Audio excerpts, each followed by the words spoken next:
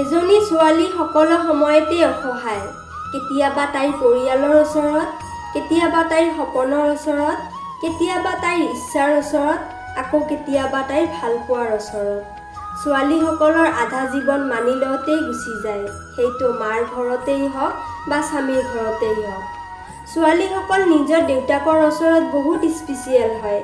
কোনো ছোৱালীক অৱহেলা নকৰিবা, কাৰণ এজন দেউতাকে এজনী ছোৱালীক বহুত কষ্টৰ সৈতে ডাঙৰ কৰে। সন্তানৰ কিবা সমস্যা হ'লে মায়ে আগতেই বুজি পায়, কাৰণ সম্পৰ্কটো সকলোতকৈ 10 মাহ 10 দিনৰ বেছি।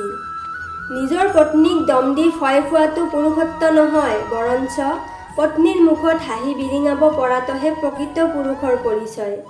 এজনী ছোৱালী তাইৰ জীৱনৰ সকলোখিনি সময় আনৰ কাৰণেই বাচি থাকে। জন্মৰ পিছত মাক বাপেকৰ কাৰণে, বিয়াৰ পিছত স্বামীৰ কাৰণে, সন্তান জন্ম হোৱাৰ পিছত সন্তানৰ কাৰণে, নিজৰ কাৰণে একোৱেই নাই। ছোৱালীৰ সন্মান কি বস্তু ল'ৰাবোৰে তেতিয়াহে বুজিব পাৰে, যেতিয়া নিজে এজনী ছোৱালীৰ বাপেক হয়।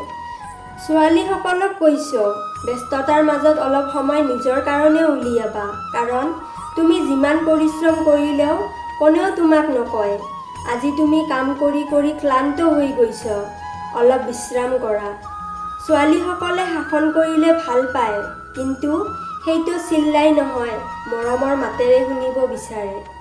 ছোৱালীবোৰক সকলোৱে গিফ্ট দিয়ে, কিন্তু সন্মান দিব নোখোজে। বস্তু দিয়াতকৈ বেছি উৎকৃষ্ট অলপ সন্মান দিয়াটো।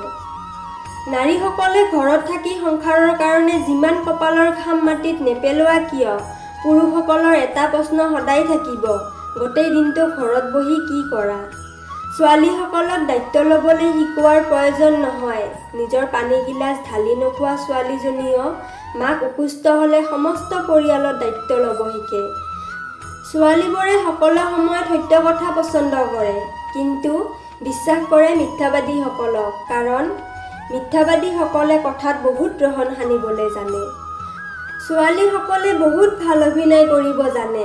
কিহৰ অভিনয় জানে? হাজাৰ কষ্টত থাকিলেও হাঁহি মুখে থকাৰ অভিনয়। লখিমী ছোৱালীৰ 5টা গুণ। নাম্বাৰ 1, ৰাগ বেছি। নাম্বাৰ 2, অলপতে মাথা গৰম হয়। নাম্বাৰ 3, মুখৰ ওপৰত উত্তৰ কৰে।